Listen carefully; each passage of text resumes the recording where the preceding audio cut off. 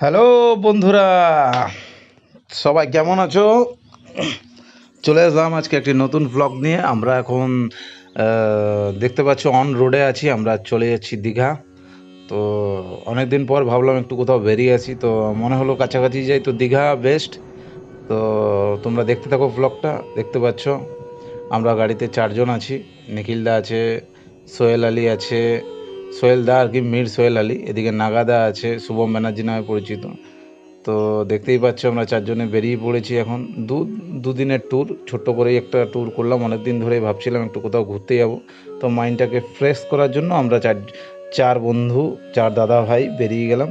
তো আমরা এখন নেমে পড়েছি, একটা হোটেলে খাওয়া দাওয়া করব। তো খাওয়া দাওয়া সেরে আমরা তোমাদেরকে ধাবাটা এখন দেখিয়ে দিচ্ছি। এই জায়গাটার নাম হচ্ছে দিলখুশ ধাবা। এটা তোমরা বেলদাটা পেরিয়ে, কিছুটা পেরিয়েই এই ধাবাটা পাবে। এখানে খুব সুন্দর খাবার, এবং আমার সামনে দেখো হ্যান্ডসাম হিরো আসছে হেঁটে হেঁটে, দেখতেই পাচ্ছ হিরো।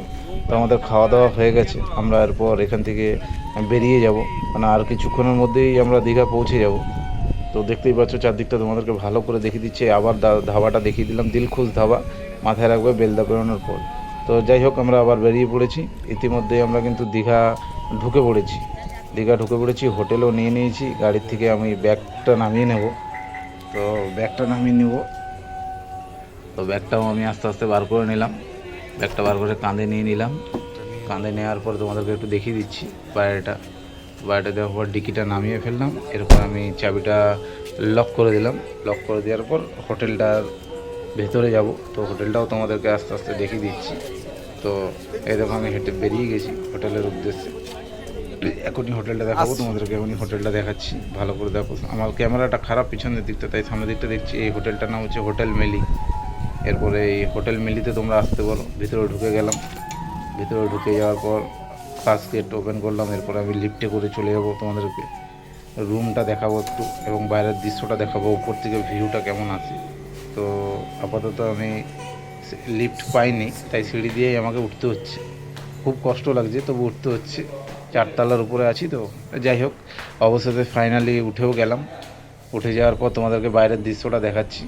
বাইরে দেখো সামনেই একটা বড় হোটেল আছে। হোটেলটার নামটা ঠিক মনে পড়ছে না। এরপরে তোমাদেরকে রুমটা দেখিয়ে দিচ্ছি। এই রুমটা এসি রুম। আমরা 4জন ছিলাম, 3টা বেড পেয়েছিলাম। দেখতেই পাচ্ছ রুমটা কত সুন্দর। আবার বাইরেটা একটু দেখিয়ে দিই তোমাদেরকে।